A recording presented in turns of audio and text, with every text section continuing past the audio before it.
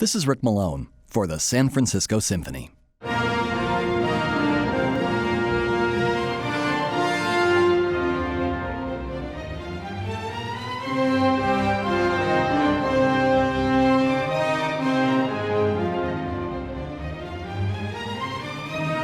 Anton Bruckner started his career as a church organist at the age of 13 and got most of his musical education at the Abbey of St. Florian in rural Austria.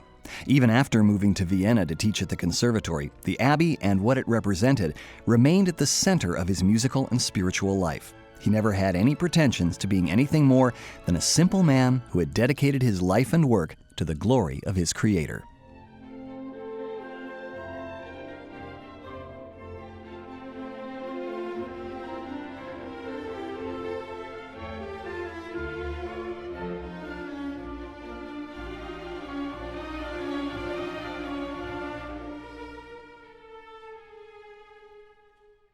When Bruckner arrived in Vienna in 1868, he landed right in the middle of the culture war between the Wagnerites, who represented the so-called music of the future, and the more conservative Brahmsians, who found their inspiration in the musical past. Bruckner did not fit neatly into either camp, and he was completely unprepared, both musically and emotionally, for the conflict swirling around him. Partisans on both sides condemned him as, quote, the greatest living musical peril, a sort of tonal Satan, end quote, and his works were the anti-musical ravings of a half-wit, end quote. Even Brahms would dismiss him as that bumpkin.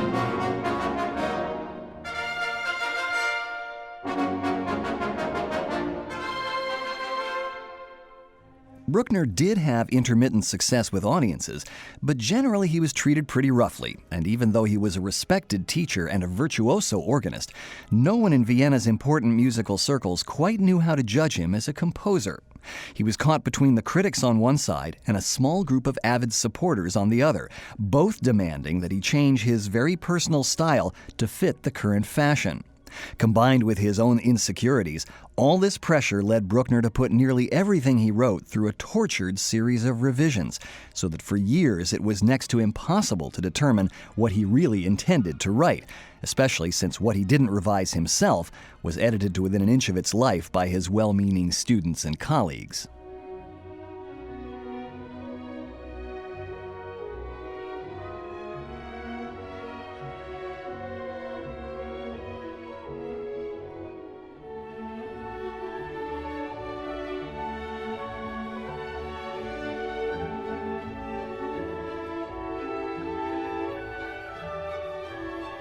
Bruckner wrote his Fourth Symphony in 1874, and it's the only one of his symphonies that he gave a name to. He called it his Romantic Symphony, but it's not romantic in the sense that works by, say, Schumann and Liszt were, and certainly not in the sense of romantic love. Bruckner intended this work to evoke the sound world of the medieval romance, the world of knights, quests, and chivalry, and that favorite of romantic artistic pursuits, the hunt. That's one reason the horns have such a prominent role throughout the piece.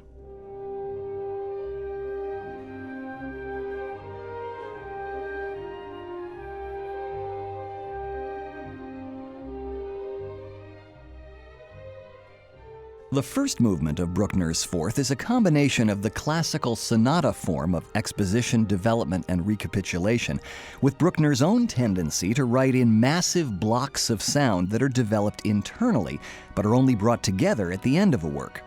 Bruckner always takes his time with these constructions, and the opening subject of the Fourth Symphony is a good example. It takes 74 measures to unfold.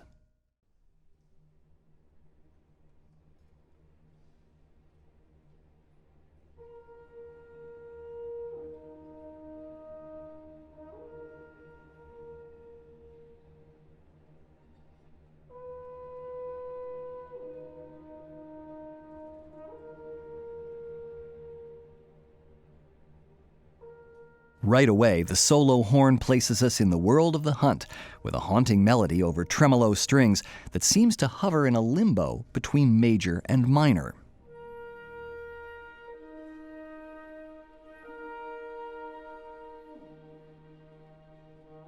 other wind instruments gradually join in. Bruckner wrote later that these represented the calls of nature and his joy at hearing them. Eventually, it becomes a grand statement for the full orchestra.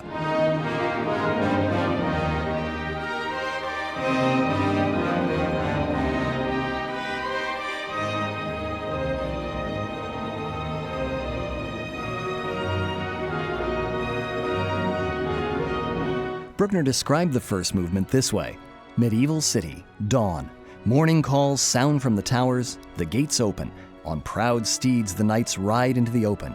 Woodland magic embraces them, forest murmurs, bird songs, and thus the romantic picture unfolds. End quote.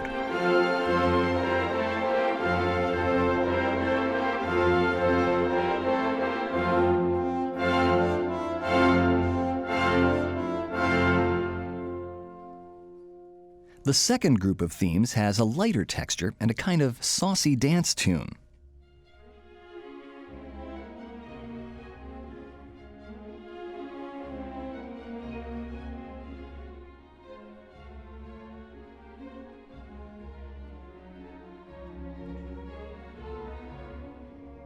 It's one of Bruckner's nods to the past, specifically to the love of the Austrian countryside that he shared with Franz Schubert. The development section of this movement is full of unusual episodes and side roads.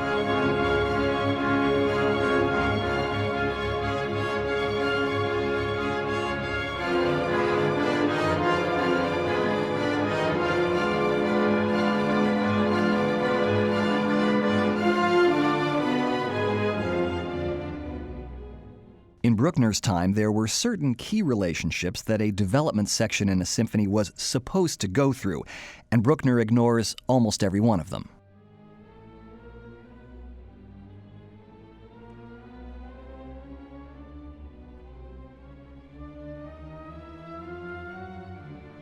A chorale reminds us of Bruckner's training at the Abbey of St. Florian.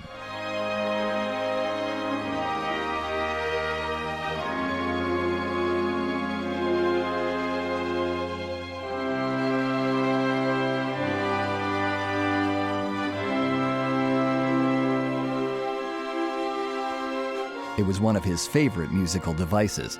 There are some tender moments, perhaps the fair damsel waiting for her knight to return from the hunt.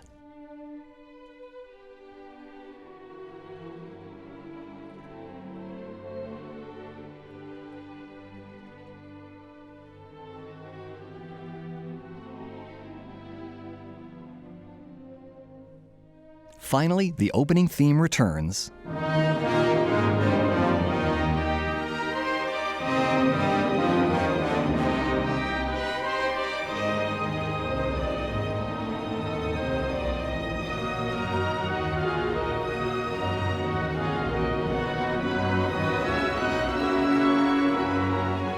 And the horns end the movement as they began it.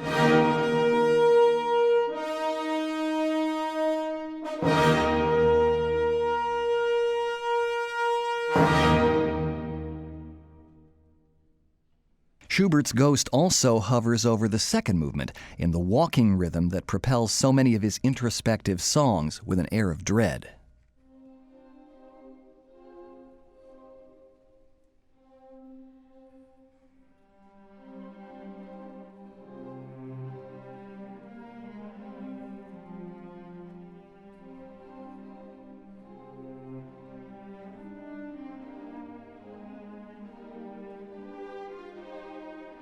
It's also there in the general mood of nostalgic wistfulness.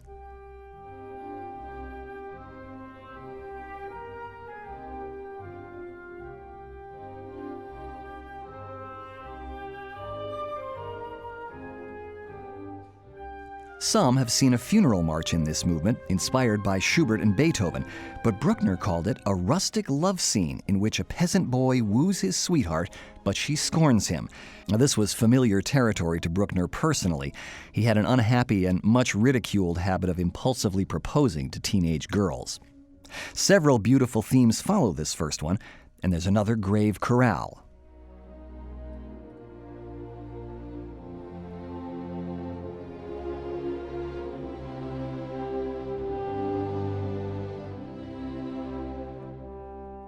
A graceful line for the violas, which almost sounds more like a counter-melody to something else than a full-fledged melody in its own right, with a pizzicato accompaniment that extends the walking metaphor. It's hesitant as the scorned lover wanders aimlessly, unsure of his next step.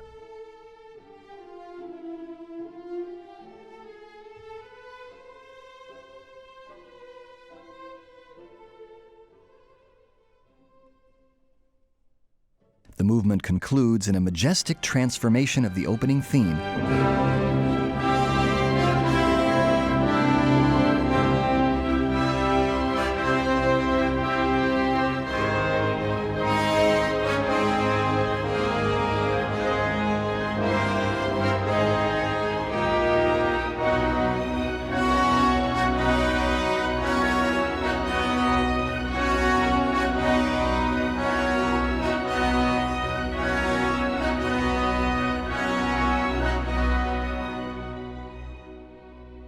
and then returns to utter quiet.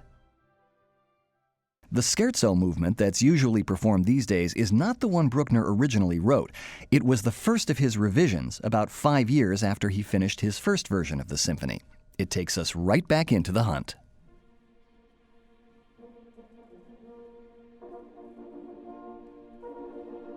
But quietly, as if we're hearing it in the distance.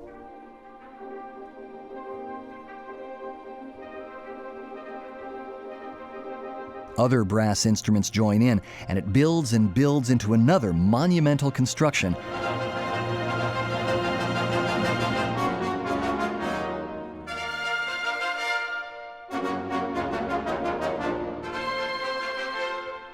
Before dropping into the more relaxed trio section.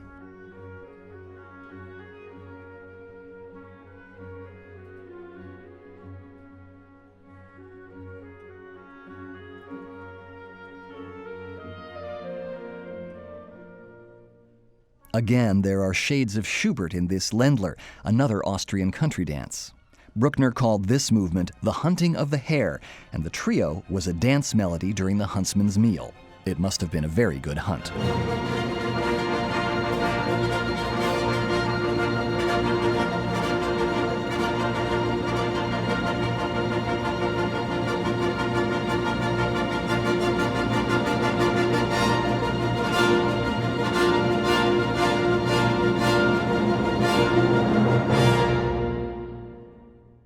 Bruckner called the finale a folk festival, and it begins in a very Wagnerian way, with 42 measures of essentially setup over an insistent, repeated low B-flat.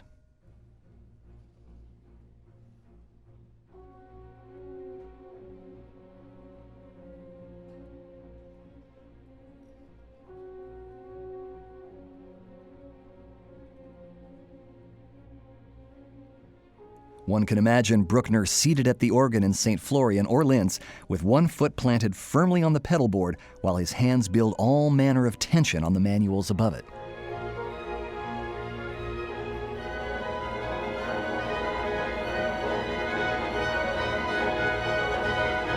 The tension finally resolves into the home key of E-flat, but as at the beginning of the symphony, it's not clear at first whether it's major or minor.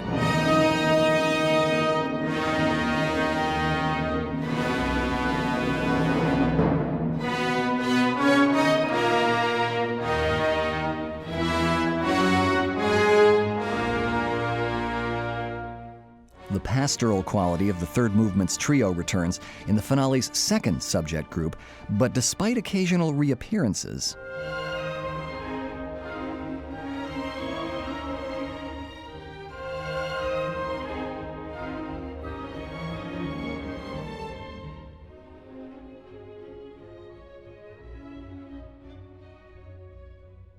the predominant mood of the finale is dark and troubled.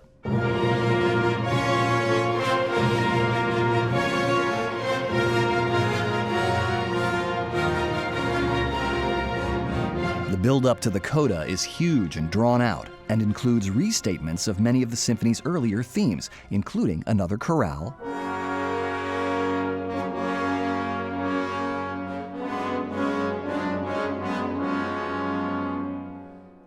a sad but lyrical episode,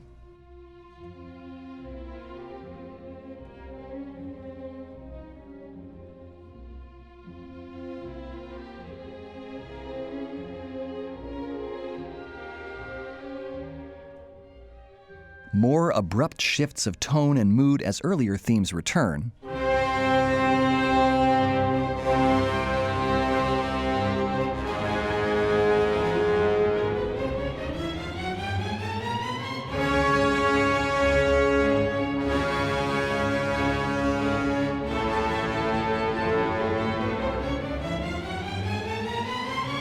and finally, a typically majestic coda. Despite being hurt and mystified by the criticism he faced in Vienna, Bruckner somehow managed to stay true to his particular musical vision. He saw his life's work in music as a tribute to God, and he fulfilled that mission by creating some of the most magnificent sonic cathedrals ever composed.